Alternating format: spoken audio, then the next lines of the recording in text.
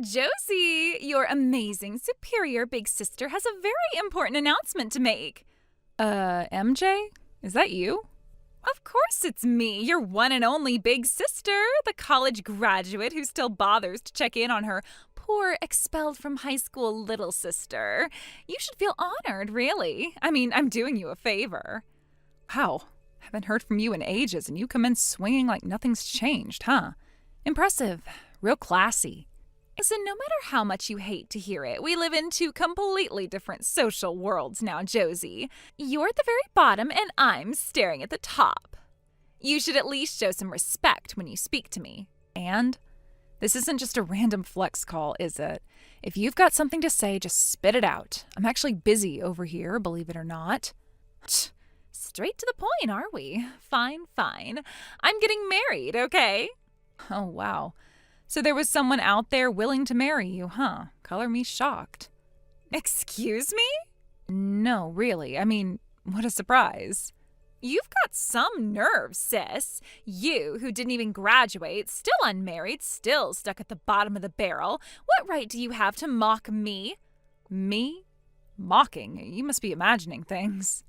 Listen up, brat. My fiance? He's a department manager at the hottest IT company in the industry right now. Elite salary, fast-tracked career path, you name it. He's way out of your league, obviously. It's all thanks to my college degree, something a dropout like you could never even dream of. Looks like the gap between us is just going to get even bigger, huh? Sorry about that. Yeah, you sure sound sorry. If you're gonna laugh at the end, maybe don't bother with the fake apology. Ugh!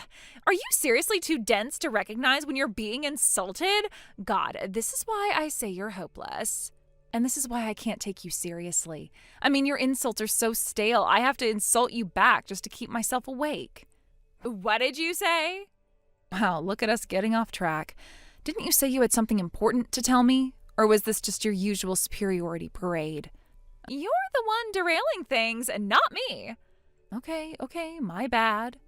So, let me guess. You're getting married, and you're about to tell me I'm not invited to any of the wedding events, right? Wouldn't want your bottom-feeding sister embarrassing you, huh? Sorry to disappoint you, but it's the opposite. You are invited. Wait, what? Really? Yeah, really.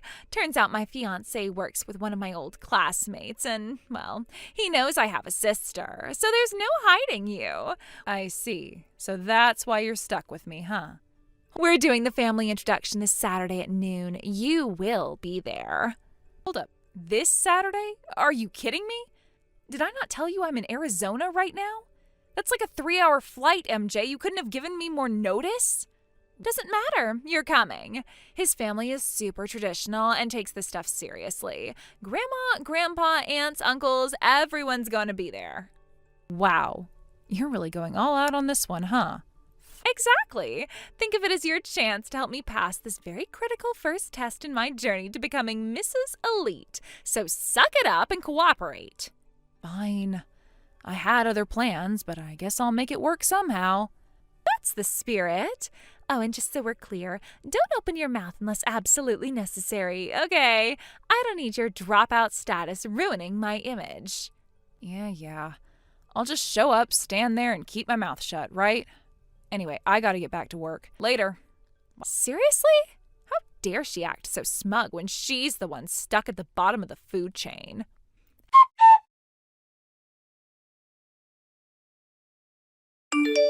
Hey, Josie, what the hell was that just now? Why were you chatting it up with my fiance like you two are old buddies? I step away for 1 second and you're already sneaking around behind my back?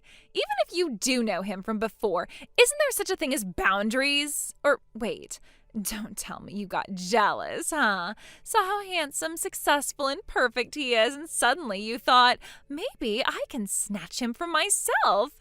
This is exactly why I say people like you, high school dropouts at the bottom of the food chain, have no sense of decency. Wow, still playing the middle school insults card, huh? You really went all in back there during the family intro, too. Telling his parents and grandparents I'm just your embarrassing dropout sister who doesn't count as family? Or that having someone like me in your bloodline is a disgrace. You really do love showing off, don't you? Of course I do. And let me make something crystal clear. You even think about making a move on my fiance, and I will never forgive you. Relax, I'm not like you, you know. I don't make a habit of stealing other people's boyfriends. What did you say? Come on, MJ, we both know the stories. I mean, I didn't date anyone back when I was still living at home, so you never had a chance to stab me in the back directly. But everyone in town knew you had a thing for borrowing your friends' boyfriends. And not just once or twice, right? It was, what, your hobby? So what if I did? If I wanted something, I took it. That's how winners operate. Good for you. All I'm saying is you don't have to worry about me doing that. I'm not like you. I don't need to cling to someone else's leftovers to feel superior. You better not say a single unnecessary word to my fiancé. If I find out you've been filling his head with crap about me, I swear, Josie, I will make you regret it. Relax, I'm not doing anything. I'm not saying anything. Trust me, I have zero interest in your perfect little fairy tale life. Good. Just remember your place. Yeah. Anyway, I've got somewhere to be. Unlike some people, I don't have time to obsess over appearances all day. Later. Ugh, she's so damn smug for someone who's barely scraping by. What a joke.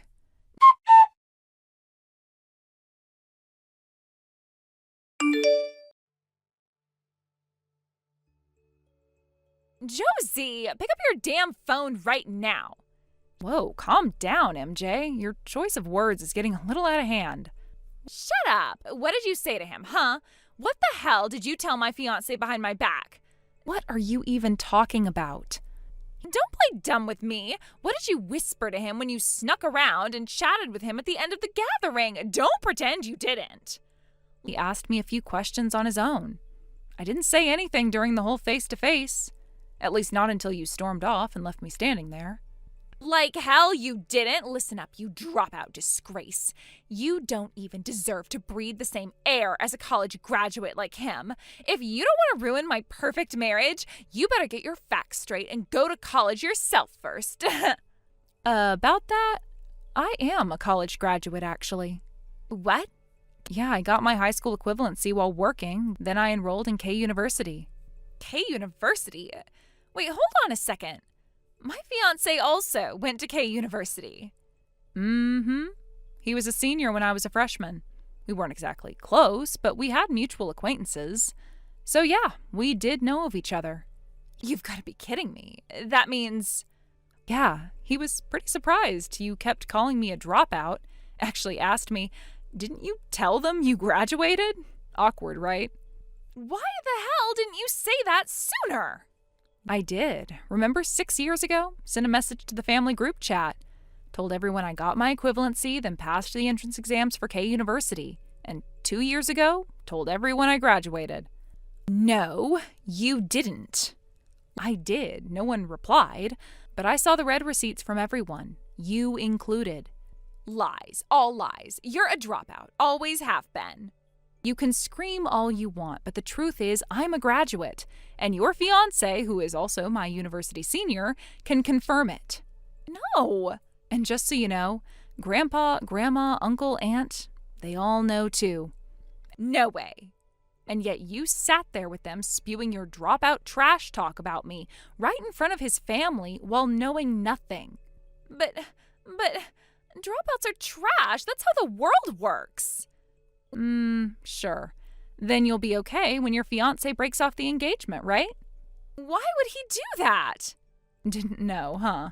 His father's a high school dropout too. Climbed his way up to an executive level through grit and persistence. Your precious fiancé said I could tell you that now since, well, he's pretty disgusted by the way you and the family acted towards me. That's impossible. A dropout? An executive? Are you joking? Nope. That whole bully your daughter-in-law act the family put on, he and his parents saw it. He said he nearly walked out of the venue. He could already see what kind of hell you'd make for his family after marriage. Guess that's why he's pulling the plug. No, this is wrong. This isn't how it's supposed to be. I'm a college graduate. I'm the winner. You can't win against me. Oh, MJ, it's cute how much faith you put in your degree. the hell does that mean? Where have you been working since graduation? I mean, if you're gonna brag, at least show some results. What does that have to do with anything? Local gossip says you didn't even bother job hunting. Chased after high-income men clinging to, "I'm a K University graduate," like a badge. Used it to sneer at other women in the neighborhood. Guess what? They've been laughing behind your back for years now. Your whole family is the town joke. Lies! Shut up! Shut up! Shut up! Shut up! Anyway, your fiance, or rather ex-fiance, and his family asked me to pass along their regards. They said goodbye, and so do I. I won't be informing the family when I get married. I'm cutting ties for good. Wait! You can't! Watch me.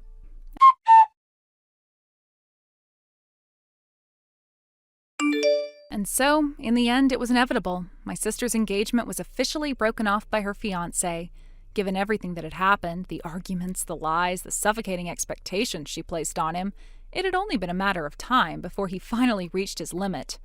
When the announcement came, there was no long discussion, no pleading negotiations, no attempts at reconciliation. It was over, clean and absolute. Surprisingly, there were no demands for compensation, no lawsuits, no insistence on returning the expensive gifts, nor talks of reparations for the humiliation that had played out like a slow-motion disaster for all to witness. He simply wanted to cut his losses and sever ties as efficiently as possible. At least, that's what he told her. But for my sister, it wasn't about the money. What she lost that day was far worse, at least in her eyes. She lost the key to a future she had meticulously crafted in her mind, a future of luxury, influence, and power. Because this wasn't just any man she had been engaged to. He was, as she had proudly bragged on countless occasions, the epitome of what she deemed high spec. He was a man with a brilliant career, a future full of promise, and a six-figure salary before the age of 30. His father, too, was an executive in a major corporation, his network sprawling across industries, promising a safety net of connections that most people would kill for. To my sister, this wasn't just a man. He was her ticket out of mediocrity, out of the dull, ordinary life she feared more than anything. And when that ticket was suddenly snatched away from her, she couldn't accept it. She wouldn't accept it. My sister wasn't the type to admit defeat.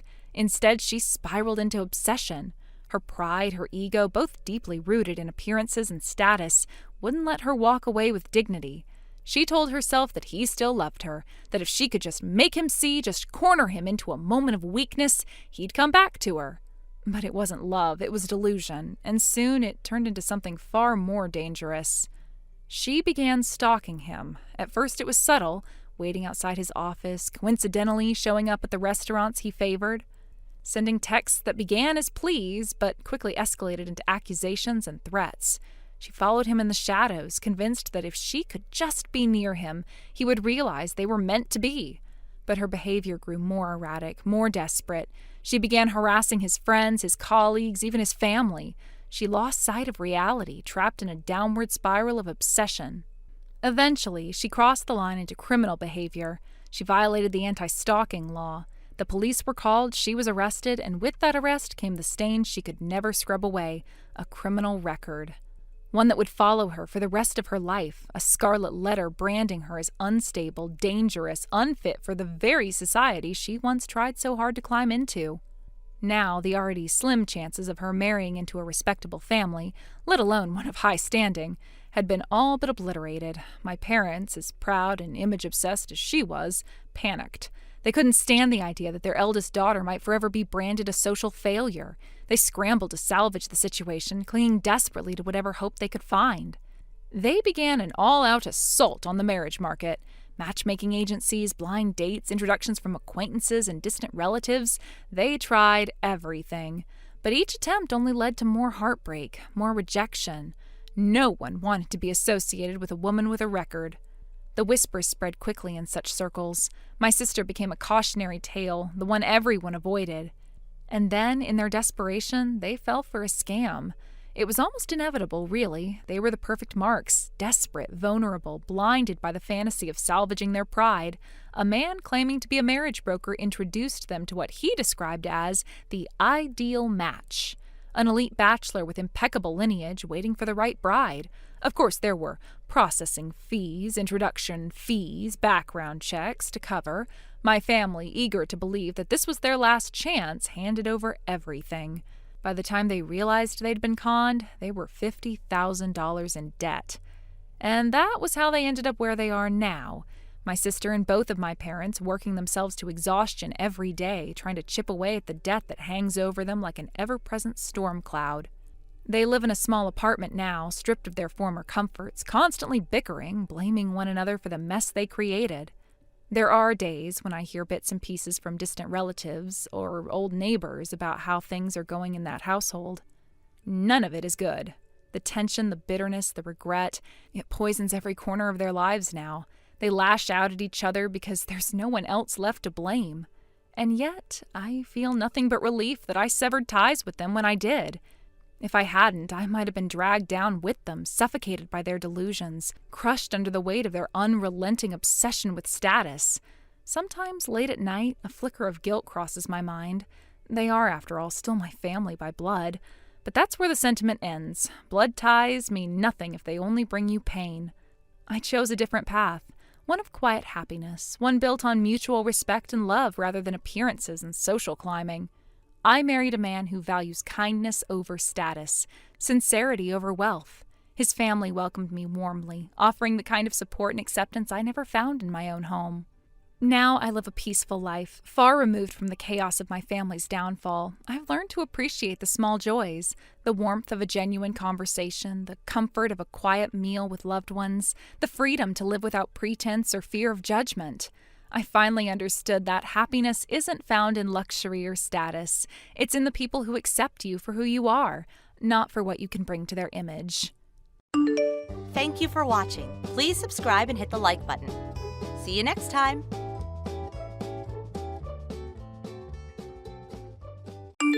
Well, it's been a while, hasn't it? You know, it's not easy for me either. You left, cutting all ties, and disowned me, and yet here you are. I've had to endure hearing rumors about being the evil mother-in-law who drove her son and daughter-in-law away. You just up and changed your phone number, your messages, everything. It took me 5 years to get this number. 5 years! Now tell me, what have you been doing all this time while you've been keeping my son away from me? How are you spending your days now after pulling Daniel into your little estrangement game? Wait, Andrea? How dare you call me by my first name so casually? You're still not my equal, no matter what happened between us. You really don't have the decency to at least ask why I'm calling after all this time? I mean, we both know you went through all that trouble to distance yourself from me, but now here I am, tracking you down. I changed my number after we cut ties. How did you even get this one? Oh, you want the truth? Well, I guess it's because, as much as I hate admitting it, I'm a mother who cares for her son. I've spent 5 years tracking you down to get your contact details, all for my son. Does that answer your question? For your son? What does that even mean? Don't play innocent with me. You've always twisted everything, including the truth. I was accused of mistreating you, of being a terrible mother-in-law, all while you worked behind the scenes to turn my son against me. I don't know how you did it, but I knew I had to get in touch with you to fix this. You've kept Daniel away from me for so long, but don't think for a second that I've forgotten about him. So, how about it, Andrea? Give me Daniel's contact information. Why on earth would I give you his contact info? Because, whether you like it or not, Daniel is my son. It's your fault, after all, that we're in this mess. But now that I've reached you and I know where you are, it's practically the same as reaching Daniel, right? Come on, just give me the number already. You can't keep playing these games with me forever. I'm sorry, but I don't have it. I don't know where Daniel is. What? You don't know where he is? Are you seriously telling me that after all this time, after everything that happened, you can't get in touch with your own husband? Oh, maybe you didn't hear, but Daniel and we're divorced. We've been separated for about a year now, actually. You didn't know? How convenient for you. There were a lot of differences between us, and as time went on, we couldn't bridge them. But you'd probably rather not know the truth. The divorce was peaceful, no drama. We've both moved on, and now I'm happily married to someone else. Divorced? Oh, you're lying. You have to be. Well, believe what you want. The divorce is real. I don't know what you've been imagining in your head, but Daniel and I are no longer together. I found happiness elsewhere, and you'd better accept that. But you can keep fantasizing all you like. No! There's no way Daniel would leave me. If you're really divorced, then why hasn't Daniel come back to me? Why hasn't he come running back to his real family where he belongs? If you're lying about the divorce, then that means there is something else going on. I know he hasn't forgotten me. He hasn't come back to you because he's not interested in you, Eve. Maybe it's hard for you to understand, but he's made his choices. And for the record, he's not coming back. Then what about my grandson? You must have had a child. I've been hearing the rumors. You can't hide that forever. You've been keeping my grandchild from me, haven't you? I want to see him. What are you talking about? I haven't had any children with Daniel. Don't lie to me. I know you're hiding something. You think you can deceive me with all your lies, but I'm smarter than that. I've been hearing whispers, and I know you've had a child. So tell me the truth. Where is my grandson? I'm telling you, Eve, I haven't had a child with Daniel. You're mistaken. There's no grandchild. Then stop trying to cover it up. I've been patient enough. Now give me the information. If you're hiding him from me, I will take matters into my own hands. I'm not hiding anything from you, and I don't owe you an explanation. But if you keep pressuring me like this, I will have no choice but to go to the authorities. You're bluffing. I'll find out eventually, one way or another. One day you'll regret this. You'll see. I will make sure Daniel comes back to me and my family. He has no choice but to return. Keep dreaming, Andrea.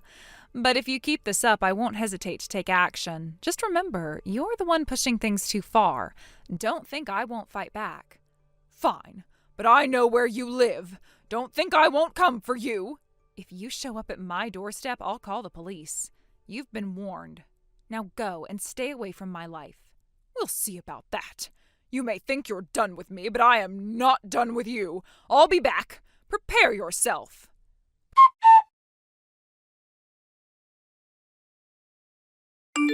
Bro, what should I do? This is getting serious. What happened? My ex-mother-in-law is coming. Wait, ex? You mean Daniel's mother? Yeah, that's her. I don't know how she did it, but somehow after 5 years, she managed to track me down and sent me a message demanding I give her grandchild. What? And apparently she knows where I live, too. She's planning to come here. Have you told her you and Daniel are divorced already? Of course. I told her we divorced years ago, and I even mentioned I remarried and didn't have any children with Daniel, but she refuses to believe me. Have you talked to your husband about it? I've explained everything to him, but right now he's on a business trip abroad. He's on the other side of the world, and no matter how hard he tries, it'll take him 2 days just to get back. I see. Well, for now, you should head over to my place to stay safe. Are you sure it's okay? Of course, I can't let my sister face this alone. My wife is also saying, don't hesitate, come on over. Just gather your things and let me know. I'll come pick you up. Thank you. I really appreciate it.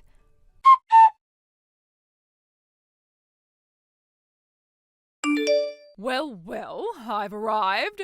Now hand over my grandchild. Huh? Wait, are you here already? Can't you hear the doorbell? And, oh my, look, there's my grandchild in the garden. Wait, the garden?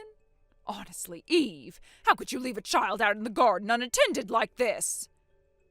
We don't even have a garden. Don't bother with your ridiculous excuses. I am taking my grandchild with me right now. What? That child isn't mine, is it? Well, I'll just take this child into my care. A bad wife like you clearly can't be trusted to raise a child, so it's better I do it. Andrea? What child do you think you're trying to take? This is not my child, nor is it your grandchild. Oh, he's such a sweet boy. Please, you have to listen to me. I've told you I won't listen to your nonsense. I'm taking the child now. But this is wrong. You can't do this. I'll be taking him now. No, please, Andrea.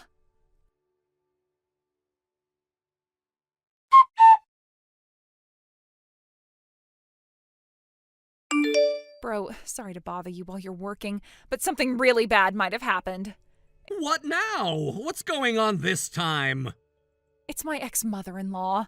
Apparently she showed up, like she's actually here. What? Already? But wait, you said she was just bluffing, didn't you?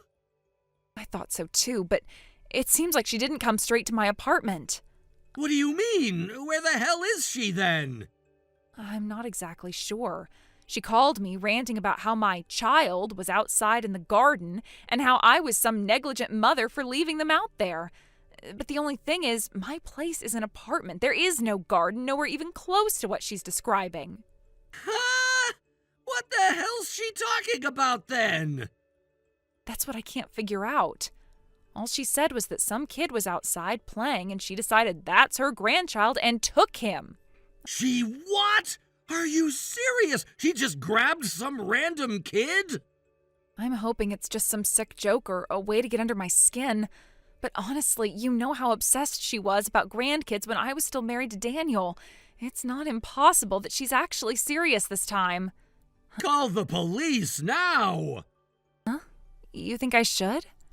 Think? Eve, she just basically confessed to kidnapping a kid. If there's even a chance she's serious, you can't ignore it. You need to contact the police, have them check it out. She wouldn't even listen to you, right? So don't hold back. Let the authorities deal with this mess. Yeah, you're right. I can't just sit here hoping it's a misunderstanding. I'll call them right now.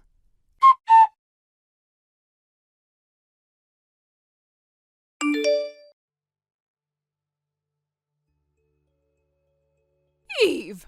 What the hell do you think you're doing? I just got a call from the neighbors saying there are police at my house. This is your doing, isn't it? Andrea, where exactly are you right now? I'm on the train, of course, with my precious grandbaby right by my side.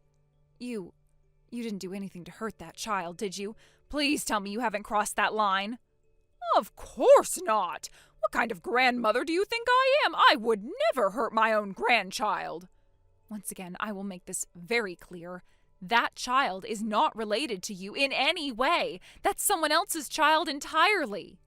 And once again, I told you, I'm not listening to your nonsense. Fine, then let's try this another way. How old is that child, Andrea? How old does he look to you? Huh? Well, I asked him just now. He's showing me 3 fingers. So he says he's 3. Exactly. And for your information, the only child I have right now is still inside my belly. I'm currently pregnant, Andrea. And even if the baby were born, it wouldn't be your grandchild. It would be my current husband's child, not Daniel's. What are you saying? But my grandbaby is sitting right here beside me. Andrea, don't you think that's exactly why the police are now standing outside your house? You've taken someone else's child. What? Tell me something. Why did you assume this particular 3-year-old boy was yours? Because I went to that house near the south exit of S Station in S City, the house where you and Daniel used to live, remember? The kid was playing in the yard. Obviously, that must be my grandson. Andrea, that house? That was a rental. Daniel and I moved out of there right after we cut ties with you. That was over 4 years ago. We don't live there anymore. We haven't for a long, long time. What? In fact, I heard that right after we moved out, a young newlywed couple moved in. The wife was already pregnant at the time, which means, yeah, their child would be about 3 years old now, wouldn't they?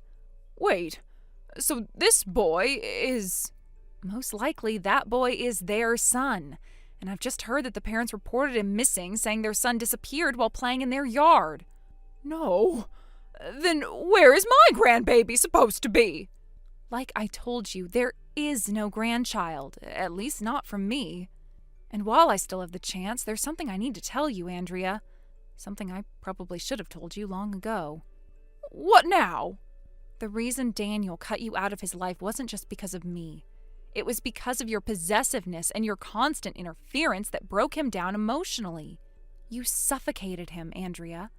You also made my life hell back then with your constant accusations and harassment. Daniel saw how toxic you had become, and he had enough. That's why he made the choice to cut you out entirely. That's not true. Daniel. My Daniel. Oh, and by the way, Daniel is living overseas now, in the U.S. My brother did some digging for me last night, and we confirmed it. He's keeping his location private, and from what we know, he has no intention of coming back to the U.S. anytime soon. No. You're lying. Daniel wouldn't. Believe what you want, but that's the truth. This is the end of our conversation, Andrea. Now do the right thing. Take that child back to his real parents immediately. I never meant for any of this to happen. I just wanted to have Daniel back, and my grandchild. I just wanted to live with them again, like before.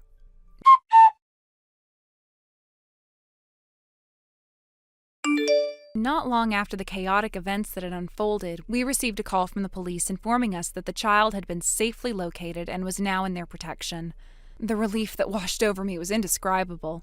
For hours, I had been trapped in a state of unbearable anxiety, fearing the worst. Every passing minute felt like an eternity as I imagined all kinds of horrifying scenarios. But now, with that one phone call, the unbearable tension that had been gripping my heart finally began to loosen its cruel hold. It turned out that the police had anticipated the possibility of the child being taken toward the nearest train station by the person responsible, my ex-mother-in-law. As such, they had strategically stationed officers at the most likely exits. It was a calculated move on their part, one that ended up proving to be crucial. According to the report we received, my former mother-in-law had indeed attempted to flee the area while holding the 3-year-old in her arms. She tried to slip through the ticket gates at the station, but her behavior had immediately drawn the attention of the stationed officers. She was acting oddly, glancing around nervously, clutching the child tightly as though afraid someone would try to take them away. The officers didn't hesitate. They quickly intervened, questioning her and eventually taking her into custody when she couldn't explain her erratic behavior or produce any legal documentation granting her custody of the child. In a moment of harsh but necessary decisiveness, the child's parents, devastated and shaken by the ordeal, filed an official kidnapping complaint against her. There was no room for leniency this time. The safety of their child had been endangered, and there could be no compromise on that point. The police made it clear that, given the severity of the crime and the circumstances under which it was carried out, my former mother-in-law would most certainly face formal charges and, most likely, prison time. Though I had once called her family, at that moment all traces of former affection or loyalty vanished. What she had done was unforgivable, and no amount of familial history could excuse such a violation. From the police's tone and what we heard afterward, it seemed almost certain that she would face an actual prison sentence, which meant she would live out her final years in solitude and disgrace. Even if she managed to avoid a lengthy sentence due to her age or health, the isolation awaiting her was all but guaranteed. The bridge she burned with her actions could never be rebuilt. Life, however, has its way of spinning strange, unexpected turns. A few weeks after the incident, I received a phone call. It was through an old acquaintance of mine, someone I hadn't heard from in ages. She informed me that my ex-husband had reached out, desperate to speak with me. After everything, I didn't think I'd ever hear his voice again, especially not after we had made our final bitter goodbyes. But out of curiosity, and perhaps a small shred of unresolved history, I agreed to take the call. When I heard his voice on the other end of the line, it was trembling. His words came out in a flurry of apologies, his tone heavy with regret and sorrow. Despite the distance between us, oceans and continents apart, it was clear he had been keeping up with the news of what had happened. He sobbed as he told me how sorry he was for everything that his mother had done. Even though we had been divorced for years, even though we had gone our separate ways, he still felt responsible in some way for the pain his family had caused me. Between his tears, he confessed that he was now remarried to a local woman in the country where he had settled. They had a child together, a boy, just a few months younger than ours. His life had moved forward, much like mine, yet hearing him speak with such raw emotion reminded me that some wounds never completely fade. I listened quietly, offering him no condemnation, but also no comfort. I simply let him pour out the guilt he had carried all this time. Once he had calmed down, we exchanged updates on our lives, each recognizing that the chapters we shared were now behind us, sealed off by time, distance, and the scars left by choices we both made. There was a strange sense of closure in that call. We had both carved out new lives for ourselves, created new families, and yet, in that brief conversation, we acknowledged the shadows of our past that still lingered, however faintly. Thank you for watching. Please subscribe and hit the like button. See you next time.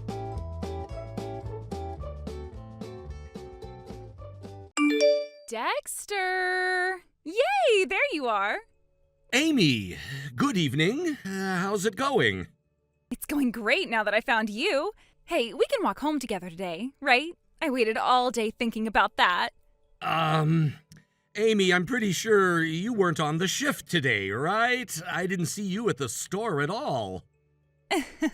Yeah, about that.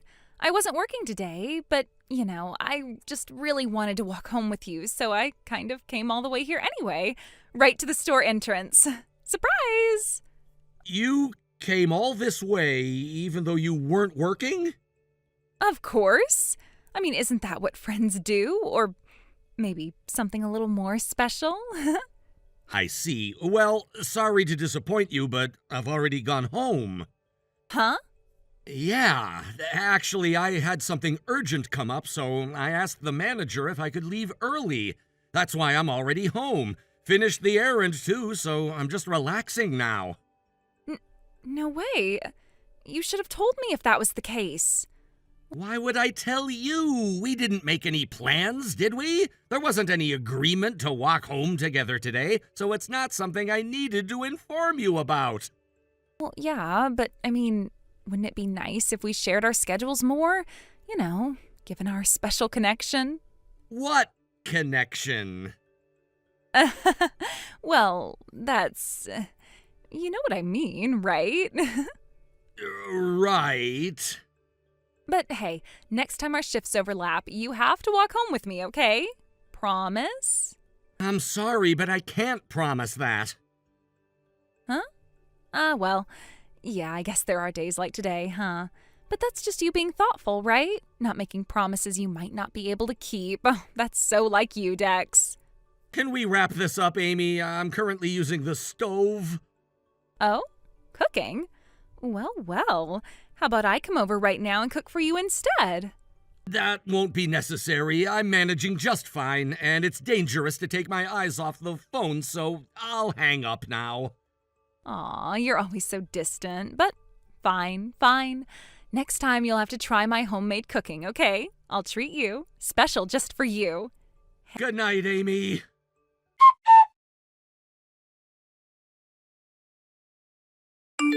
Hey, Dexter! Guess what I heard? You finally broke up with that girlfriend of yours back in your hometown, right? Huh? Come on, don't play dumb. I overheard you talking about it to the other part-timer during your break just now. So it's true, isn't it? Yeah, that's right. Knew it. Honestly, it was just a matter of time, right? Long-distance relationships rarely work out. It's like once you stop seeing each other for a long time, it's only natural that your feelings start fading. And if you've got someone nearby who's close and fun and always there for you, well, feelings can drift, right? Totally get it. Been there, done that. But hey, now you're finally free. You can put that old chapter behind you and celebrate your shiny new single life. How about we go out somewhere together, you and me, to celebrate your freedom? Yay! Amy. What is it? You're acting weird, Dexter. Come on, lighten up. Stop right there. Do you even realize what you just said? You're celebrating my heartbreak. What? No, I just meant it's for the best. You can finally move on and have fun, like with me.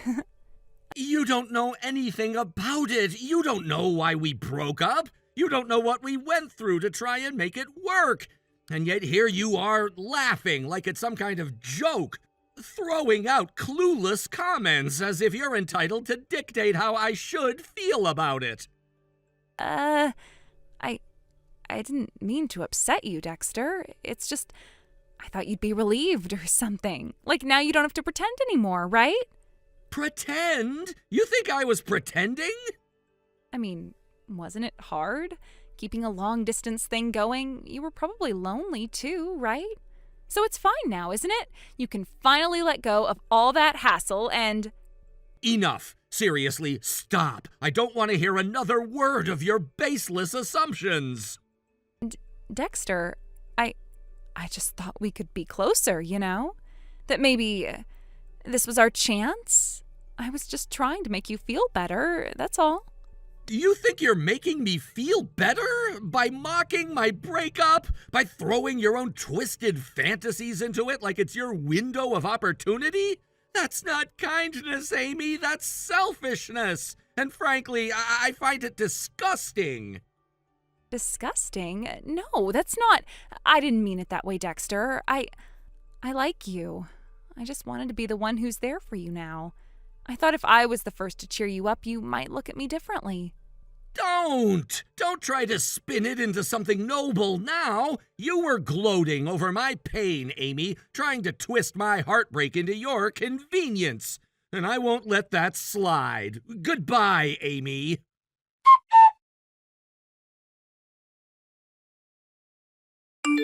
Hey, Dexter, guess the wound's finally healed, huh? You've been looking way more cheerful lately, laughing, smiling. It's like you finally let it all go, you know? So I figured maybe it's about time I start messaging you again, right? And hey, next time our shifts overlap, why don't we head home together like the old days? And if you feel like it, we could grab dinner afterward, just the two of us. Oh. I told you not to message me, didn't I? Come on, Dexter. Don't be such a hard ass. I bet these last 3 months without me to walk home with must have been super lonely for you, huh? We haven't even had a real conversation in ages. I bet you've been bottling up all sorts of things, right? So, yeah, I decided it's about time we lifted the ban. Excuse me? I get it. You moved here for college 2 years ago, right? But even though you found someone you liked here, you couldn't just dump your long-distance girlfriend back home, so you kept dragging it along. But, well, she finally had the decency to break up with you first, huh? Still, I know how it feels being the one who gets dumped. It stings, doesn't it? Totally understandable. But right now, you're free to move on, right? And I'm here for you. What exactly are you trying to say? I'm saying I'm the kind of woman who understands the deeper parts of a man's heart, you know? That's why I respected your space and didn't contact you for 3 months. But hey, the time for mourning is over, right? Now it's time for us to move forward, from friends to lovers. What do you say? Huh? I mean, if you want, we could even start tonight. I wouldn't mind one bit, you know? No, thank you. I've never once considered you as a romantic interest. What?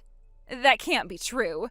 I've been making it so obvious. I've been throwing hints, flirting, being there for you. Just because you were making your feelings known doesn't mean I was ever obligated to return them. And frankly, your so-called hints were intrusive and exhausting. I was beyond sick of it. You're lying. That's not fair. I thought you liked me back. No. And just so we're clear, the reason I've been smiling more lately has nothing to do with you. It's because I have a new girlfriend now. Wait, me, right? You mean me? Did you even read my message properly? I told you I have a girlfriend. It's not you. It never was, and it never will be. No, I won't accept that. I don't need your acceptance. I love my new girlfriend, so please, give up on me already. That's insane. We were the closest at work. If anyone had the right to be your girlfriend, it should have been me. How dare you pick some other girl over me? It makes no sense. She's not a coworker, and I don't recall ever being especially close to you, Amy. What? The girl I'm dating now, she was the one who was there when I was at my lowest. She didn't butt in with empty words. She listened to me, respected my feelings, never tried to force herself into my space. She was patient. She gave me the comfort I actually needed. That's why I confessed to her. And now we're together. No, I was there for you too. I cheered you up, didn't I? You didn't cheer me up. You rubbed salt into my wounds, remember? You barged in, laughed about my heartbreak, made your assumptions, said whatever you wanted. You made it worse. Way worse. But I didn't mean to. Unintentional cruelty is still cruelty, Amy, and that's what you did. If anything, it makes it worse because you had no awareness of how much you were hurting me. No, And there's one more thing you should know. I quit this job. What? You quit? Today was my last shift. No, wait. I even made a dinner reservation for tomorrow at that new French place you like. I thought it'd be the perfect start for us to finally... I'm not going. I never was. Stop lying to me. I'm not lying. I've already accepted a new job. From now on, you won't be seeing me anymore. No, you can't do this to me. Please, don't leave me behind, Dexter. We're supposed to be together. We always laugh together. You even told me that once. No, Amy, we didn't. That's just how you saw it in your head. I never gave you that kind of attention. You created an illusion. And now it's time to let it go. You're cruel. So cruel. Maybe, but at least now you can finally face the truth. This is goodbye, Amy.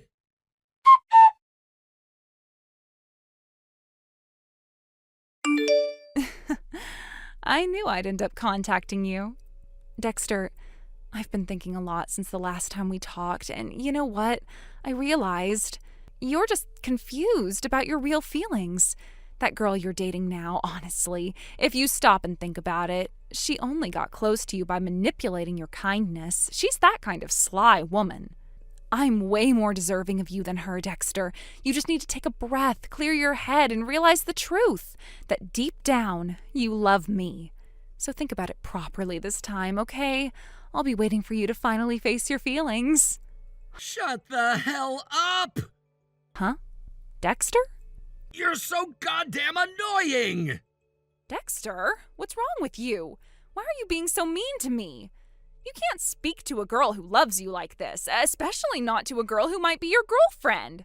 You're mistaken. Let me make this crystal clear since subtlety obviously isn't working with you. My girlfriend, my actual girlfriend, is Sarah. Sarah? Sarah? Wait. You mean our store manager, Sarah? Correct. Sarah. The same Sarah you've been bad-mouthing for months behind her back. We started dating some time ago. And yes, I quit my job at the cafe so we could keep our personal and professional lives separate. It was something we decided together. Wait a minute, but she's like 3 years older than you. And you? You're 6 years older than me if I remember correctly. What? Oh, you thought you could keep lying about that forever? You've been pretending you're just 22 at work, but guess what? Everyone already knows. It's painfully obvious. You're lying. You're making that up just to hurt me. I don't care about age, Amy. I never have. But your lies? Your desperate attempts to rewrite reality to suit your fantasies? That's the part that's embarrassing. It's sad and pathetic. Dexter, you're so cruel. How can you say these horrible things to me? I only ever wanted to love you.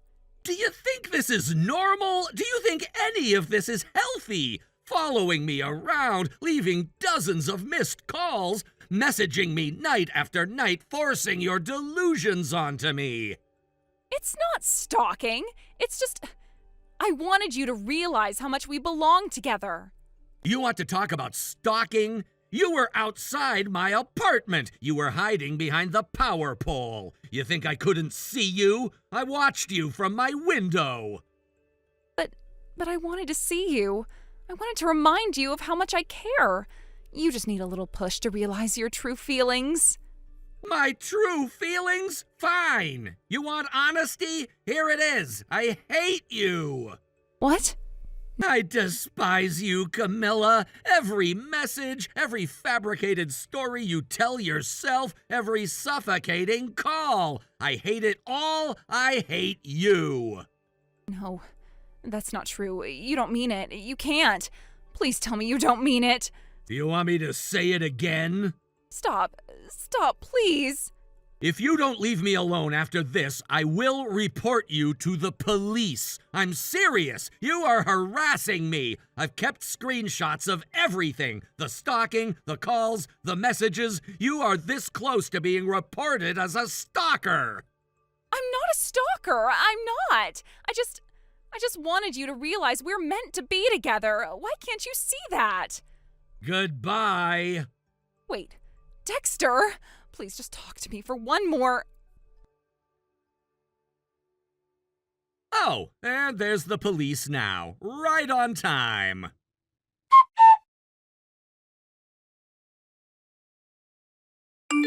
Amy's stalking behavior started about a month ago. It was subtle at first, just a few strange encounters, but then it escalated. I had noticed her lurking around the neighborhood, showing up at places where I would regularly go, and even occasionally bumping into me outside my house. It wasn't anything overt at first, just enough to make me feel uneasy. But as time went on, I couldn't ignore the growing sense of being watched. I decided to take action and went to the local police station to file a report. I explained the situation in detail, giving them a description of Amy, her appearance, where I had seen her, and the instances where she seemed to be following me. The officers at the station were sympathetic and promised to increase patrols around my neighborhood. They assured me they would do their best to keep an eye out for her, but I couldn't shake the feeling that I was being overly cautious. After all, nothing had happened yet that could be directly classified as dangerous. Still, I trusted the police and hoped their increased presence would bring some peace of mind. Then, just today, everything took a sharp turn. I was walking down the street when I saw a police officer driving by on patrol. For a moment, I felt relieved, thinking that maybe they were following through on their promise to increase patrols. But then I saw something that made my heart race. Amy! She was standing by the corner, and the officer slowed down as he approached her. It seemed as though he had spotted her, perhaps based on the description I had given. The officer must have recognized her right away because he pulled over and immediately got out of his patrol car. He approached Amy and, with no hesitation, began questioning her. I couldn't hear the conversation from where I was standing, but I could see that Amy was starting to panic. She looked around as if considering her options, and then, before I knew it, she made a break for it. She shoved the officer away with surprising force and tried to run down the street. It all happened so quickly. The officer, though initially caught off guard, quickly regained his composure. He called for backup, but by that point, Amy had already made a desperate dash. I felt a knot form in my stomach as I watched the scene unfold. It wasn't just a moment of panic. It was a clear indication that she was not just an ordinary person walking through the neighborhood. There was something about her behavior that made it evident she had no intention of stopping her pursuit of me, no matter what it took. I could hear the officer yelling at her to stop, but Amy was already too far ahead. She was running as though her life depended on it. The officer, not wanting to lose sight of her, began chasing her down the street, shouting for her to halt. It didn't take long for the situation to escalate. With more officers arriving on the scene, they managed to catch up to her quickly. One of the officers tackled her to the ground as she tried to escape. There was no longer any doubt in my mind. This wasn't just a harmless obsession. Amy's actions had crossed the line into something much darker, something that could have ended very badly if she hadn't been stopped when she was. The whole ordeal was traumatic, not just for me, but for everyone involved. I watched as Amy was forcibly detained by the officers, her once struggling figure now subdued. The officers quickly cuffed her, and the situation became far more serious. They didn't give her the chance to explain herself, nor did they need to. At that point, she had committed an act of obstruction of justice by physically assaulting an officer and attempting to flee. Without a word, they put her into the back of a patrol car and drove off. The scene was over as quickly as it had started, but I couldn't shake the feeling of unease that lingered in the air. The police made sure to call me after the incident, asking if I wanted to press charges. I told them I wasn't sure what to do, but I understood that something had to be done to stop Amy. I wasn't prepared for what happened next. Later that afternoon, my parents came to pick me up and told me they had arranged for me to return to the countryside with them. They thought it would be safer for me there, away from all of the chaos in the city. Amy's behavior had escalated to the point where it was no longer just an inconvenience or a nuisance. It was a legitimate threat, and they knew it. Thank you for watching. Please subscribe and hit the like button. See you next time.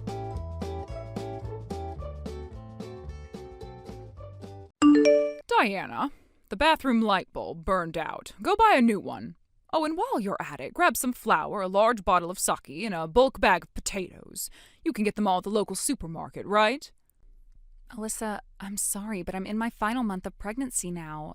So? It's not really safe for me to drive anymore. Huh? Then walk. That's even more impossible. It's not that far to the store, is it? Stop making excuses and just go. Unlike you, I'm busy preparing to welcome Emily back home for her new job. I'm letting you live separately, even though you should be living with us. The least you can do is contribute for once. Now, off you go. Chop, chop. I'm sorry, but I really can't.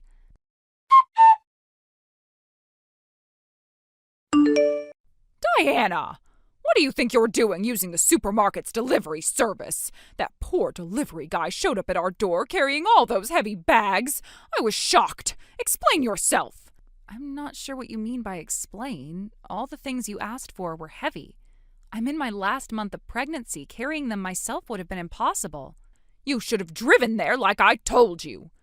Perhaps you don't realize since you don't drive, but driving at this stage of pregnancy is dangerous. Oh, stop being dramatic. When I was pregnant, I still did all the housework myself. You're just spoiling yourself. If you act like this now, you'll never survive raising a child. Isn't it a mother's duty to protect her body for the sake of her unborn child? What did you just say? I'm sorry, but I'm currently at my prenatal checkup. I expect to be called in soon, so I'll have to end this conversation here. Don't you dare hang up on me. When you get back, I want you to clean the entire house. You can go to your checkup anytime, but the house needs cleaning now. Diana!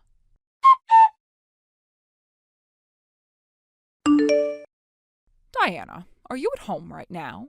Good morning, Alyssa. Yes, I'm home. Good. Then go pick up Emily from the station. From the station, meaning by car? Of course by car. It's boiling hot today. She's been traveling with a heavy suitcase. Do you want her walking in this heat for 30 minutes from the station? There's a bus that goes from the station to here. Excuse me? Emily's coming all this way back home, and you can't even do this one thing to make her trip easier? Unbelievable! If I weren't pregnant, of course I'd go. But as I've said repeatedly, I'm in my last month now. Driving is really not an option for me anymore. Please understand. Stop using your pregnancy as an excuse. You can drive if you really want to. If you don't go pick her up, Emily will be left waiting at the station in this heat. Don't you feel bad for her? If she ends up with heat stroke, it'll be your fault, you hear me? All right, I understand.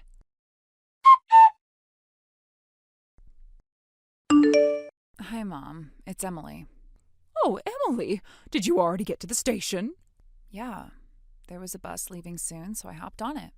Huh? The bus? Yeah. You know that bus only runs twice an hour, right? But I got lucky. Only had to wait for 5 minutes. So I'll be home in no time. Oh, I see. All right then.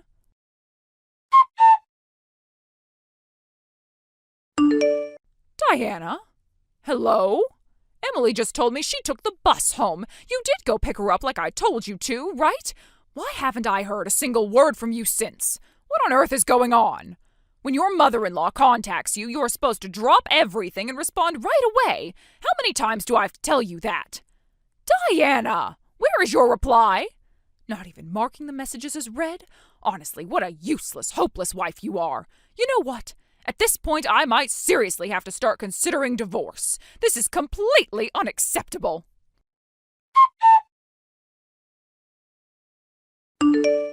Emily? Hey, Parker. What's up? Hey, Emily! Long time no see since the coming of age ceremony, right? Yeah, it's been a while. Wait, is this about the class reunion or something? No time for small talk. I need to get to the point. Okay. Diana, she's your brother's wife, right? Yeah, my sister-in-law. Why? What happened to her? She was just brought into my hospital by ambulance. What? What happened to her? She passed out while driving. She lost consciousness behind the wheel. Wait, hold on. Diana, she's in her last month of pregnancy, isn't she? Why was she even driving in that condition? Yeah, I know. Anyway, she's stable now. She's in a room. The doctors took care of her. And the baby, is the baby okay? Both are fine. No need to panic. Well, thank God. We already called your brother from the hospital, but I heard you're back in town today too, so I figured I'd let you know as well. Got it. I'm heading to the hospital right now.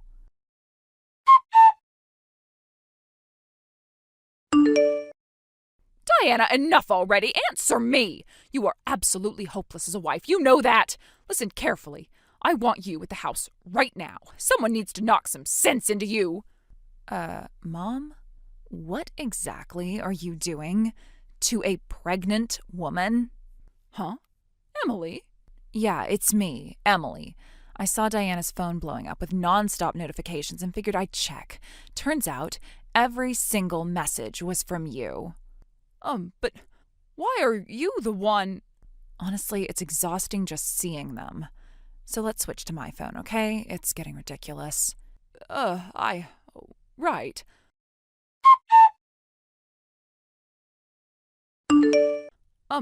Emily, didn't you say you were heading to visit your friend today? Yeah, that was the plan. But on the way, I got an urgent call from a friend who works as a nurse in the hospital. The hospital nurse? Yeah, Diana's been admitted. Admitted? She passed out in the driver's seat after pulling over to the side of the road. A passerby called an ambulance. What? She told me everything when she woke up. Alyssa, did you seriously make Diana drive while she's in her final month of pregnancy? Just so she could pick me up? Well, yes, I just thought, with this heat, she should... And you thought the best solution was to force your pregnant daughter-in-law to drive? Are you even hearing yourself? But that's what a daughter-in-law is supposed to do. I never had kids myself, but even I know how dangerous that is. What if something had happened to Diana? What if something had happened to the baby, and all because of me? Do you have any idea how terrifying that is? How sick that makes me feel? You're overreacting. Overreacting? Childbirth is life-threatening. It's something where a mother literally risks her life, isn't it? You, of all people, who have gone through it twice, how can you not get that? How could you do this to the woman bringing your grandchild into this world? This isn't just some petty daughter-in-law drama anymore. I didn't mean... That's what makes it worse. If you did this without even realizing how cruel you're being, that's even more dangerous. Emily, please, calm down. Oh, by the way, Davis is here with me right now. Davis is there? Yeah, and guess what? He feels exactly the same way I do. He said he'll never forgive you either. No. I'm going back to the house to grab the suitcase I left, but I'm not staying. I'll take everything from my room and move it all to my friend's place. Why are you making such a big deal of this? Because I'm cutting ties with you. What else would I do? What? Oh, and don't bother trying to contact Diana again. I've already made sure she blocked you. No. Oh, this can't be.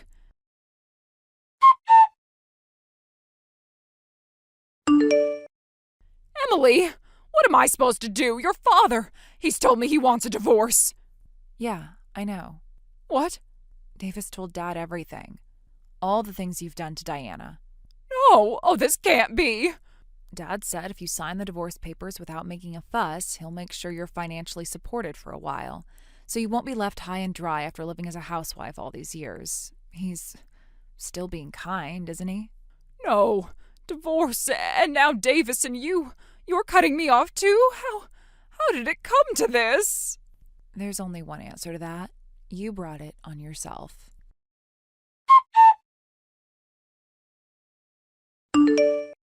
I still remember how everything turned upside down in an instant. One moment I was driving, trying to push through another exhausting day. The next, I was collapsing behind the wheel. The stress, the endless emotional strain from the suffocating family politics, the late stages of pregnancy, it all finally caught up to me. I woke up in the sterile white walls of a hospital room, disoriented, overwhelmed by the quiet beeping of monitors, the distant echoes of medical staff. But amidst the chaos of that moment, a miracle arrived. While I was still in the hospital, contractions began without warning. Everything happened so quickly. Before I could even fully process what was going on, my son was born into the world. A healthy, crying, perfect little boy. In that moment, everything else seemed to fade away. All the bitterness, the betrayals, the relentless pressures of dealing with my in-laws, none of it mattered. He was here, he was safe, and despite everything, both of us were healthy. That alone felt like the universe was giving me a second chance. When I was finally discharged, I expected to return to the old house near my husband's family home, the same suffocating space filled with ghosts of arguments and unwanted meddling. But instead, I was greeted with something completely unexpected. The address they took me to was in a completely different city, about an hour away from my husband's old family house. It was a fresh start, a brand new apartment, untouched by the poisonous memories of the past, a place where I could finally breathe. I later learned that during my hospitalization, while I was unconscious and helpless, everything had reached its conclusion. My husband and his father had made the decision I had quietly prayed for, but never dared hope would actually happen. They severed all ties with my mother-in-law.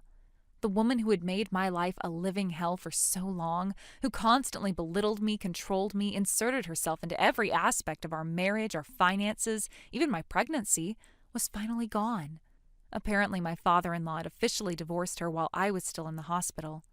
There were no dramatic scenes, no desperate pleas for reconciliation. It was cold, decisive, absolute. She was stripped of her title, her position, her influence.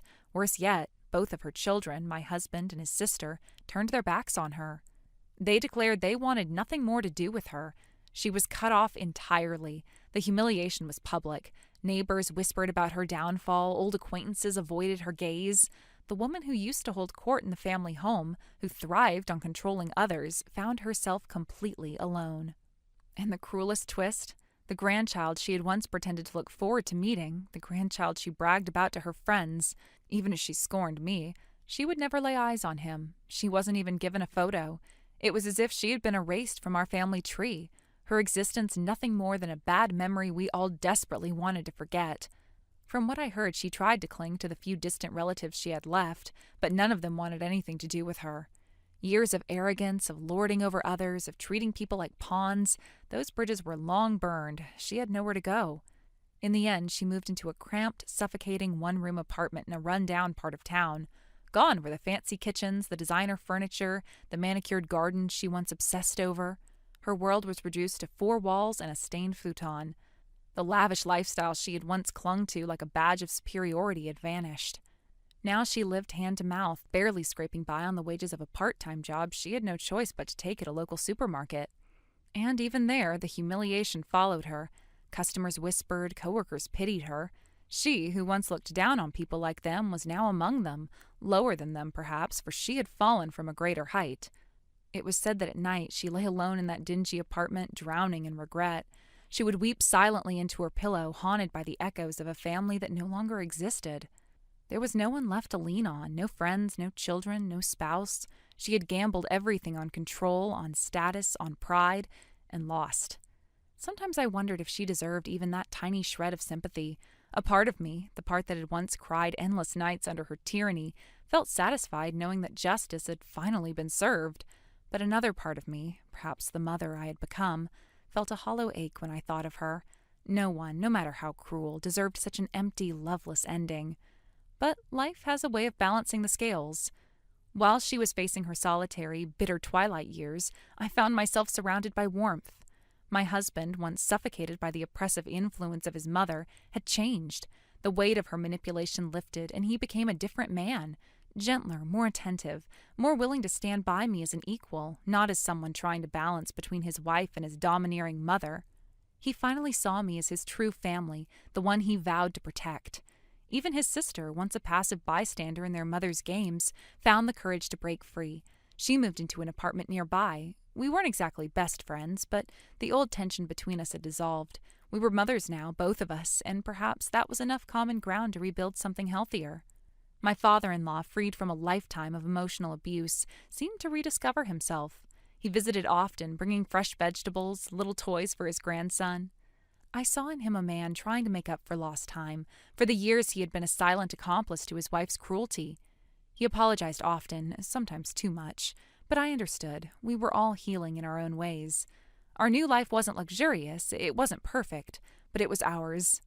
There were no more surprise visits from the in-laws barging in without notice, no more lectures about how I wasn't raising my son correctly, no more cruel remarks about my cooking, my cleaning, my appearance. I could finally decorate our home the way I wanted. I could cook meals that made us happy, not meals that met some impossible standards set by a bitter old woman. Every night I tucked my son into his crib in a room that felt like a sanctuary, not like a prison. And I would whisper to him about the future, our future, one built not on control, not on appearances, but on love, respect, and honesty. Sometimes I still had nightmares, visions of my mother-in-law barging into our peaceful life, trying to reclaim what she believed was hers. But then I would wake up to the soft breathing of my son, the gentle touch of my husband's hand in mine, and I knew I was safe.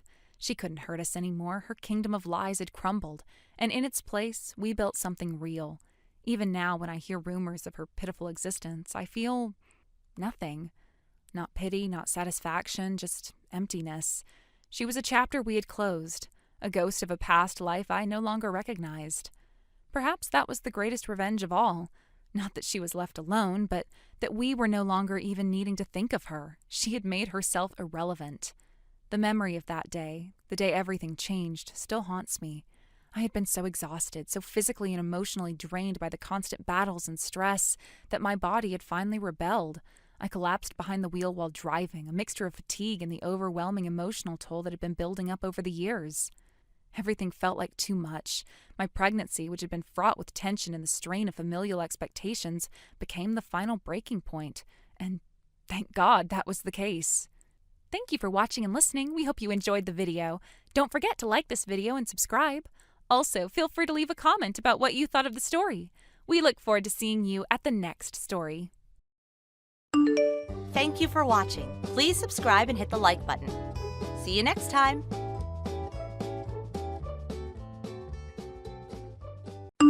Hey, Jake, are you at the airport yet?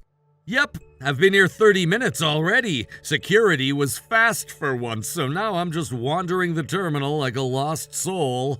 Okay, cool. I just got on the subway. I finally escaped the office. I should make it well before check-in closes. I still can't believe they made you come in on the actual morning of our honeymoon. That's cold. Tell me about it. I was one passive-aggressive comment away from flipping a desk. What even happened? Wasn't everything already handed off? It was. But the guy taking over my accounts landed in the ER last night. Appendicitis, of course. Oh, come on. That's just unfair. Can't blame the guy, but seriously, today? Right, my manager cornered me and begged. He said I was the only one who could smooth it over with the client. And of course you said yes. Look, I panicked, okay? I felt guilty. You're a saint. I would have walked out humming the wedding march. That's because you've got main character energy. I'm just trying to survive corporate America. Well, you're married now. Time to start using that honeymoon immunity. Nobody touches you for 2 weeks. Except for me, that is. Trust me, I haven't forgotten about that part. Thank you again for handling the flight change, by the way. I know it was a pain. Oh, you mean the hour-long hold music and the customer service rep who said, "I'm afraid not," like it was her mantra? Was it that bad? I had to fake cry. I'm not proud of it, but hey, we got new seats. And they're together and not by the toilet. You fake cried for me? It was a sacrifice that I had to make. I owe you cookies and several romantic favors. I would gladly trade the former for the latter, by the way. Okay, train's moving again. I'll be there in 25. Don't buy all the snacks before I get there. No promises, but I'll wait at the entrance once you text. We're finally doing this! I wouldn't want to do it with anyone else.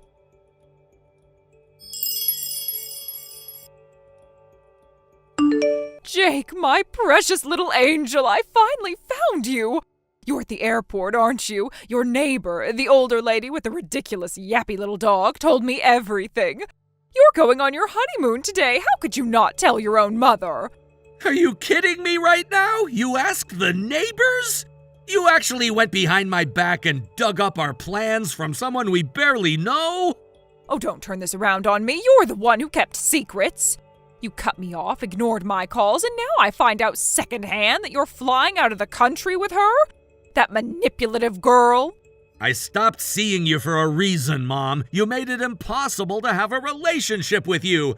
You never respected boundaries, and you never respected Annie. That's not something I can keep overlooking.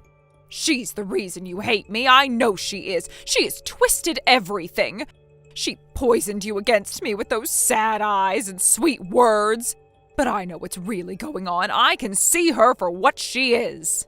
What are you even saying? She's never done anything to you. And you've hated her from the moment you found out she was raised by a single mom. That's it. That was all it took for you to write her off as garbage. Because I know what that kind of upbringing does. It breeds liars. It breeds opportunists. Her mother was probably some shameless adulteress who got caught, and now her daughter's trying to sink her claws into someone decent. My dear son. Her father died of cancer. He was a kind man and a devoted husband. Her mom raised her alone because she had no choice. And I've told you this more times than I can count. And I still don't believe it. That's the difference between us. I trust my instincts, not some carefully rehearsed sob story. I asked for proof and she handed me that phony-looking death certificate. You really expect me to believe that wasn't doctored? It was official, Mom. It had the county clerk's seal and everything. You're so convinced she's evil that you threw it across the room and called it a forgery. And I stand by it. Anyone with a printer and a little Photoshop knowledge could whip that up in an afternoon. You're being played, Jake. She's using you. No, Mom. You're the one who's using me. You've always used guilt and fear to keep me close, but it doesn't work anymore. I married Annie because I wanted to, because I love her. And I'm not going to keep justifying that to you. Love? You think that's love? Real love is what I've given you since the day you were born. I sacrificed everything for you. My youth, my freedom, my entire future. You owe me more than some hollow ceremony and a woman with a fake past. I don't owe you my life. I don't owe you control over my marriage. You raised me, yes, but that doesn't give you the right to dominate me forever. Then what's left for me, huh? You're all I have. Without you, I'm nothing. Just some discarded old woman in an empty house. That's what you want? What I want is peace, and I can't have that if you keep trying to tear down the person I chose to share my life with. Then I'm coming to the airport. I'm going to pull you out of this madness, even if I have to scream your name in front of every passenger there. You're not leaving me behind, Jake. I won't allow it. For the last time, Mom, leave me alone.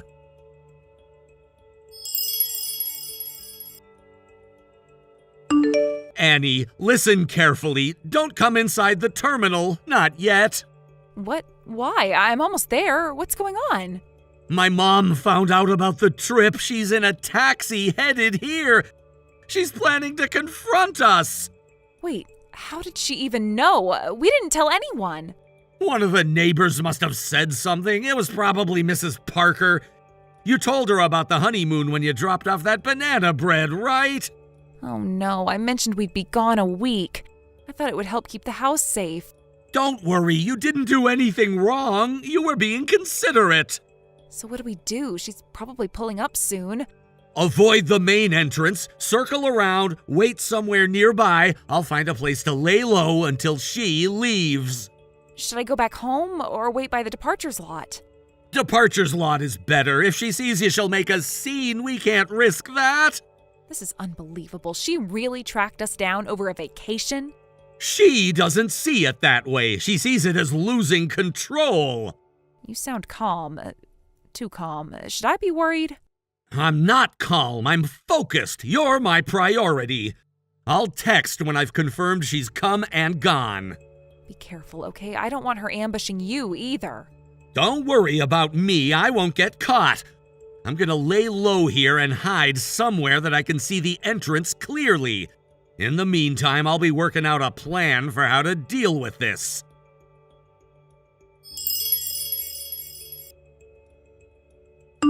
Jake, I made it. Can you believe my luck? There was a last-minute cancellation and I got the seat. It was fate. I'm guessing you're already in the air by now, sweetie. Oh, that's okay. I'll be right behind you. Don't you worry for 1 second. I've got a new plan. A brilliant, motherly plan. I'm going to leave that horrible woman behind. I'll rescue you from that awful, vile, sun-stealing woman and take you home with me. I'll rescue you from her claws once and for all. We'll start fresh, just the two of us, the way it should have been all along. Mama's coming to save you, baby. Just wait.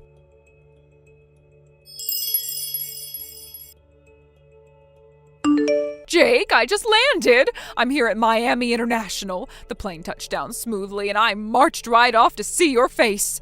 But where are you? I thought you'd be waiting for me. I looked around the terminal and I don't see you anywhere. Are you still on your flight? Did I beat you here? I'm trying to stay calm, but I don't recognize anything in this place. It's noisy and humid and the signs don't make sense. I don't like this city. You need to come get me, now, and don't bring that woman. I don't want to see her smug little face the second you walk in. She can stay wherever she is. In fact, it would be better if she just disappeared entirely. You and I can handle this trip ourselves. Why waste all that planning? The hotels are booked and the itinerary is set. Everything is ready for a beautiful mother-son getaway. We can take the same tour, eat the same dinners, even pose for the same photos. You don't need her to make memories. You need me. This will be good for us. We'll reconnect just like we used to before she ever came into the picture. So come pick me up. Let her sit in that airport alone. She got in the way of us once. I won't let it happen again. Hurry, sweetheart. I'm waiting. Well, you're gonna be waiting for a very long time. We're not in Florida, Mom. We're flying overseas. That was never the plan. What are you talking about? Of course it was Florida. The neighbor told me that herself. She was very clear. No, she wasn't. She mentioned Florida because that's where she and her husband went on their honeymoon. She's old, Mom. She's got dementia. We'll have a 30-minute conversation with her, and she'll ask how we're doing 4 or 5 times. Sometimes they fill in details of their own life when they're trying to remember something someone else told them. That's impossible. She told me you were going to Florida. I know what I heard. She looked me in the eye and said you were flying there today. Again, Mom, I'm telling you, she's a confused old lady. She makes a mean pecan pie, though. No, I don't believe you. This was deliberate. That woman, that wicked little Annie, she must have put that old hag up to it. She fed her that story so I'd end up in the wrong place. You really think Annie somehow got Mrs. Parker to lie to you about our destination just to throw you off? She can't even remember what she had for breakfast. How was she supposed to remember that she needed to hide our honeymoon destination?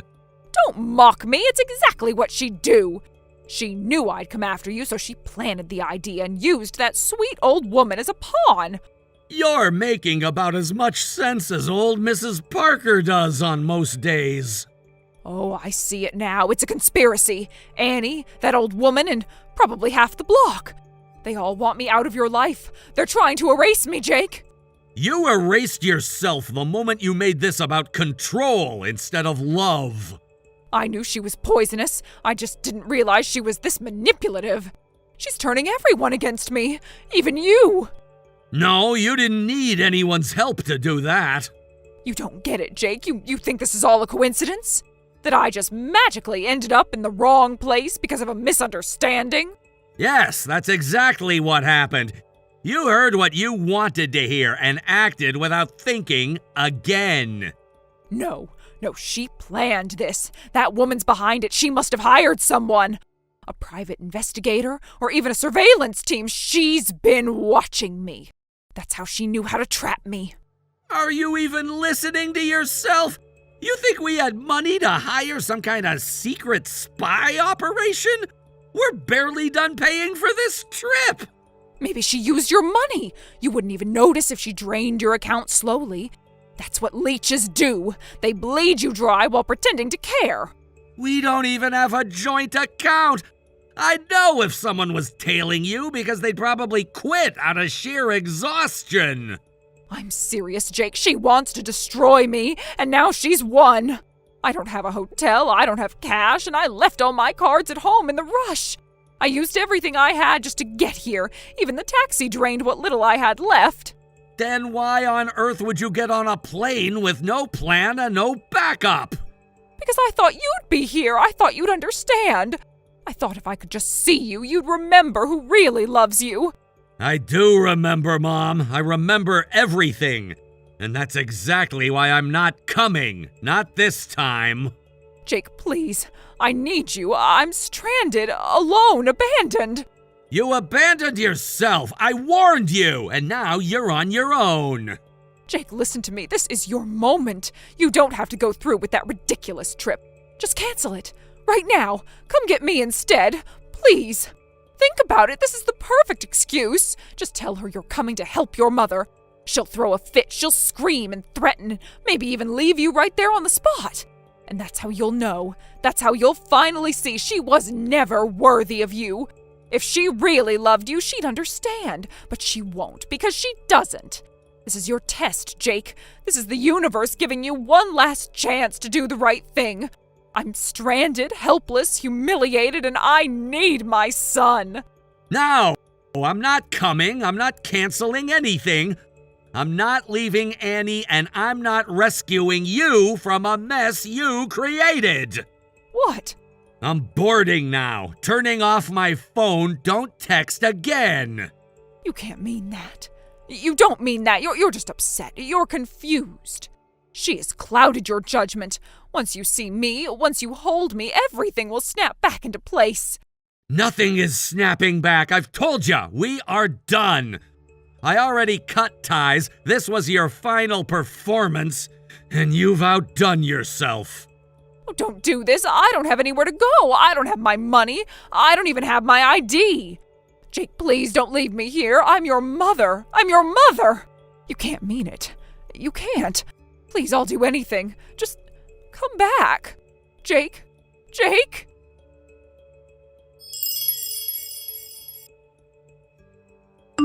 We made it. Annie and I boarded that plane, turned off our phones, and watched the storm disappear beneath the clouds. Our honeymoon was everything we hoped for. Peaceful, beautiful, and completely free of screaming voicemails. While we were away, Annie's younger brother helped us move out of our apartment. Every box, every belonging, every trace of our presence was gone by nightfall. He even texted me a photo of the empty living room. Meanwhile, my mother, stranded and fuming in Florida, had no choice but to call her own mother. Grandma wired her enough money for a hotel, but not without asking why she'd flown across the country without ID or cash.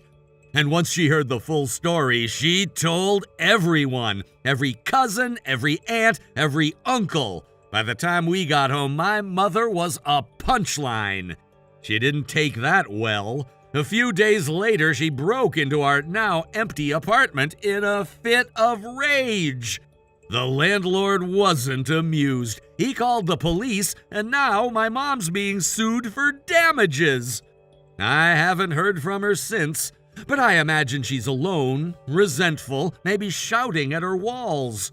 And for once, that's not my problem. I gave her years of my life, years of guilt, fear, and emotional gymnastics. This time, she got exactly what she deserved. Thank you for watching. Please subscribe and hit the like button.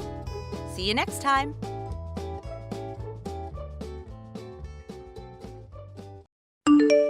Hey, Colleen. Good evening. I hope this isn't a bad time. I just wanted to ask you something quickly, if that's okay? Mila! No, not at all. The little one just went to sleep, and I was finally sitting down with some tea, so your timing's actually perfect. What's up? Thank you. I'll be quick, I promise. So, my husband and I are coming up on our 10th wedding anniversary this year. Oh, 10 years already? Wow, that's a milestone. Congrats! Thanks, yeah. We thought it might be nice to get each other something a little special to mark the occasion. Like a ring, maybe. Something we can keep forever. Ooh, a ring? Oh, that's lovely. Going for something simple or something flashier? Well, we were thinking something elegant but meaningful. And actually, that's part of why I'm messaging you. I remember you work at that jewelry store near the station, right? The one with the velvet curtains and the antique chandeliers? Yes, that's the one. Guilty as charged. It's a bit of a niche place, very selective clientele. Not to brag or anything, but yeah, we deal in some rather exquisite pieces. Exactly. That's why I wanted to ask. I actually looked it up online, and the website is so vague about how to make a reservation. It didn't even list a phone number, just said something about referrals only. Is that true? Yes, that's correct. We're a referral-only boutique, mostly private appointments. Some of our clients are kind of, well-known, so we keep things pretty tight-lipped, you know? Wow, well, that makes sense. Honestly, that's part of why I was drawn to it in the first place. Everything looked so tasteful. The pieces just had this presence. It's silly, but ever since I saw one of your posts a while back, I've had my heart set on something from your store. Oh, you saw my post? Oh, that must have been the emerald set we featured last spring. That one sold within 2 days. The client flew in from Spain just to pick it up in person. He said it was well worth the first-class trip, too. Yeah, it sure was stunning. So, I know this is a big ask, but would it be possible for you to introduce me, just to make the reservation? I totally understand if that's not something you can do, of course. Well, I mean, I appreciate you asking so politely, but to be honest, it might be a little tricky. Oh, of course, I get that. Is it because of the store's policy? Partly yes, but also, you and I aren't exactly in the same circle, are we? It's not a personal thing, it's just the way the store operates. The referrals are usually for close contacts. You know how it is. Oh, well, I guess it's your store, so I can't force you to give me a reservation. I understand completely. It was just a thought. We've been saving up for this anniversary for a while, so I thought if I asked, maybe we could work something out. But, oh well, I'll have to look elsewhere. Saving up? I mean, not to sound rude, but are you sure this is the kind of place you want to be shopping at? I'm not sure what you mean. It's just, well, I don't want you to waste your time or be uncomfortable, you know? The clients we serve tend to be, how should I put this, accustomed to a certain standard. Right, I'm not expecting anything over the top, just something nice, meaningful, within our range. Okay, but sorry, I have to ask, are you sure you and your husband can even afford that kind of purchase? Like, comfortably? Excuse me? Don't get me wrong, I'm just trying to be realistic here. I mean, no offense, but I saw your husband the other day when he was out at the mall. Okay. He was wearing this faded Aloha shirt that looked like it came from a clearance bin at a thrift store. And the jeans? They were absolutely torn to shreds. I thought he was part of a street performance or something. Or perhaps he was part of the streets in general. Okay, and why are you bringing up what my husband was wearing at the mall?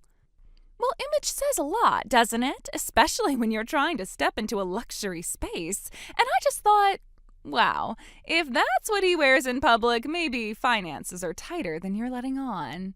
He wears vintage clothes. That's his thing. It's not a reflection of our financial situation. Vintage? Honey, there's vintage. And then there's, I haven't bought a new shirt since 2008. Let's not kid ourselves. You're getting pretty close to being rude now, Colleen. I'm just being honest. Look, it's not personal, but if you showed up at our store dressed like that, or even mentioned being introduced by me, it'd raise eyebrows, and not the good kind. So you're saying we're, what, too poor looking? Well, I mean, yeah, that's exactly what I'm saying. You have to understand we've worked very hard to cultivate a certain clientele. If someone walks in looking like they glued their outfit together with coupons and hope, it cheapens the entire atmosphere. Wow, yeah, wow's all I've got. And listen, I'm not trying to be mean, but can we be real for a moment? If money's that tight for you two, maybe skip the ring and just give each other something else that's meaningful, like a handwritten card or a nice pack of gum. I can't believe you're talking to me like this. Oh, it's nothing personal, really. I just hate seeing people get in over their heads. The store isn't for, people at the bottom of the social hierarchy. If word got out that I referred you, the assumption would be that you and I are in the same league. That would reflect poorly on me. So you're judging not just me, but everyone I know. Well, the apple doesn't fall far from the clearance rack, does it? Well, I guess that settles it. Thank you for your time, Colleen. I'll look into other stores. I'm sure we'll find something that suits us just fine.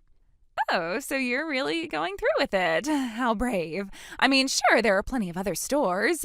None quite like ours, of course, but I suppose somewhere out there's a jeweler who'll sell you a modest little trinket. That's the plan. Like I said, this was just an idea. I appreciate you responding. Of course. Always happy to be transparent. You know me. Better a little honesty now than disappointment later. Right. Oh, but if you do end up buying something, do send me a photo, won't you? I'd love to see what kind of ring you wind up with. I've always been curious about what the less fortunate portion of society considers special. Since we'll be shopping elsewhere, I don't think it really concerns you anymore. I wouldn't want to trouble you with my less fortunate choice of jewelry. Aw, don't be shy. I'm just trying to be supportive, even if it's something modest. It's the thought that counts, right? And besides, this could be an excellent business opportunity for me. Is that so? Sure, I could use whatever pawn shop relic you end up finding as inspiration to open up a whole new line of jewelry stores aimed at people like you. It would be like a jewelry shop for beautiful people, but everything is made out of plastic. That way, people who think fine dining means a steak bought on a discount at the supermarket could get a taste of real luxury. How generous of you. Anyway, I think I'll leave you to work out this remarkable new business plan by yourself. Good night, Colleen. Going to bed already? Oh, I get it. People in your economic class have to get up early in the morning, don't you? Otherwise, people who actually matter, like me, would have no one to serve us coffee or clean our bathrooms. I said good night.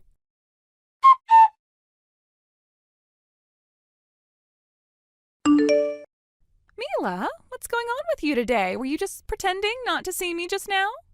I was waving like an idiot in front of the daycare, calling your name. You looked right at me and walked away. So, yeah, do you have anything to say to me? Not in particular, no. I saw you waving, yes, but I didn't feel like acknowledging you, so I didn't. That's all. Wow, seriously? You mean to tell me you're genuinely giving me the cold shoulder like some high school mean girl? Back up. I'm the mean girl? After you insulted my husband, mocked our finances, and spread your vicious lies about us around to anyone within earshot? Oh, come on, that's not what happened. Don't lie, Colleen. I know exactly what happened. You took my request, which I made politely and privately, and turned it into a running joke. You told people I was begging. You called us bottom feeders. You told people we should be putting our money toward having presentable clothing rather than jewelry. Oh, you're still on about that. Mila, it was a joke. You can't honestly be mad about that. A few offhand comments between friends are nothing to throw a hissy fit over. And as for word getting around, that's not my fault either. People talk. I can't control it. Let's make a few things clear. First of all, you didn't just make an offhand comment, Colleen. You decided I was beneath you and went out of your way to humiliate me for even asking about a ring. Then you went to all of your friends and started spreading all sorts of vile gossip about me and my husband. I think you're being way too sensitive. I just said what everyone was thinking. You know how it is. If someone walks into a luxury store and thrift shop clothes, people notice. You don't know anything about us. You made assumptions and treated us like garbage. That's not honesty. It's just cruelty dressed up in pearls. Okay, fine. So I was a little blunt, but can we move past it now? Actually, I meant to ask you something. I noticed something today. Were you wearing a ring? Why, yes, Colleen. Yes, I was. I thought so. I only saw it for a second, but it practically blinded me.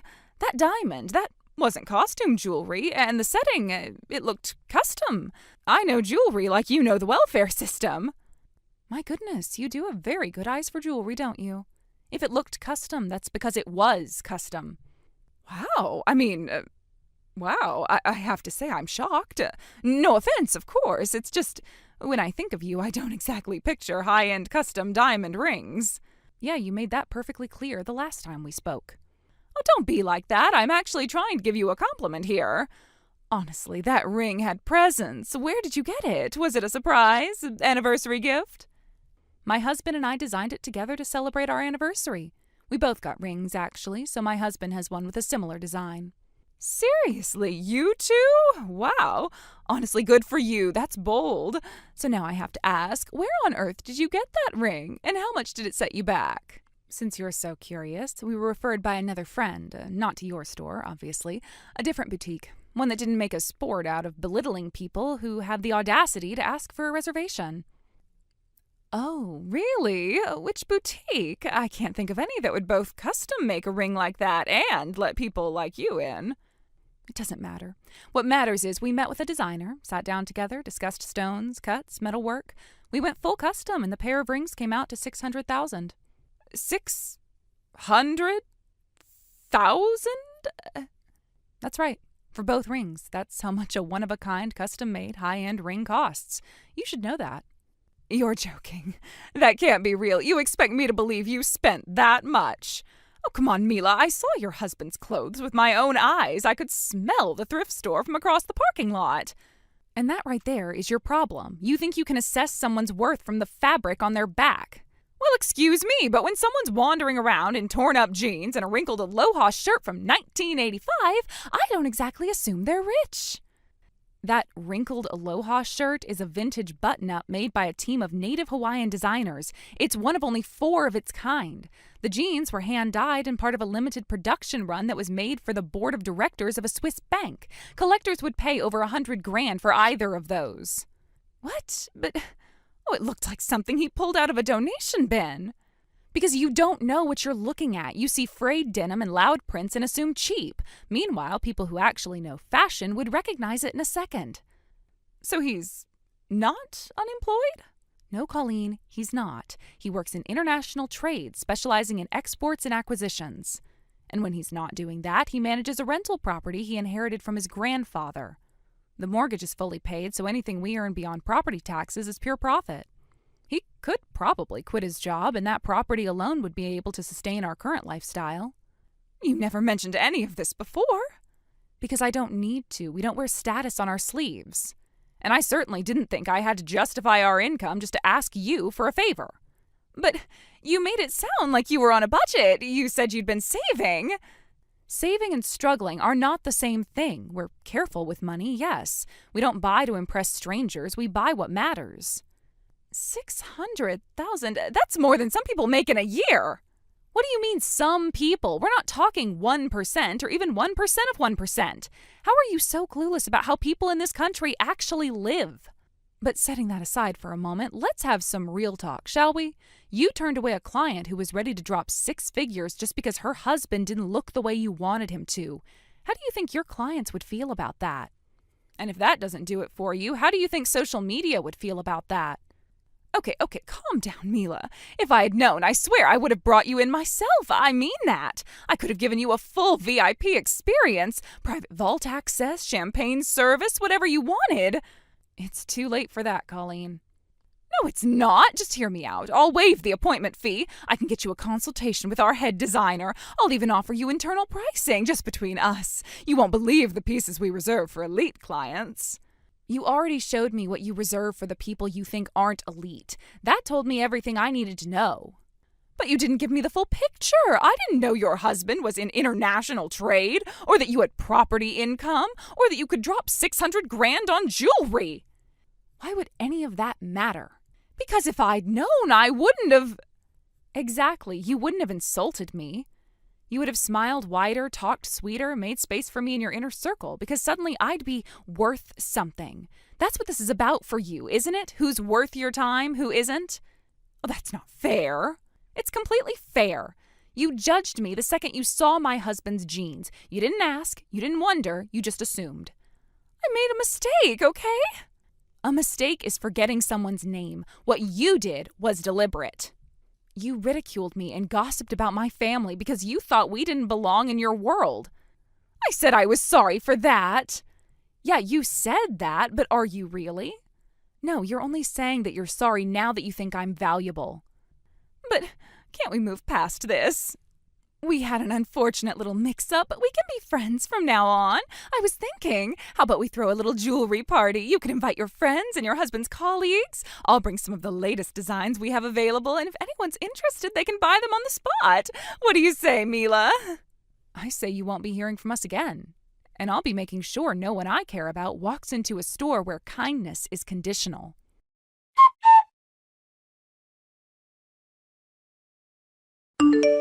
Colleen kept trying to reach out even after that. She sent me text messages, waved at me like an idiot, even left small gifts in my mailbox, but I didn't respond to any of them. I hadn't forgotten the way she had mocked me or how quickly she turned my trust into gossip. Word spread, as it always does. Other moms stopped talking to her once it came out that she had been making up all those stories she spread about me.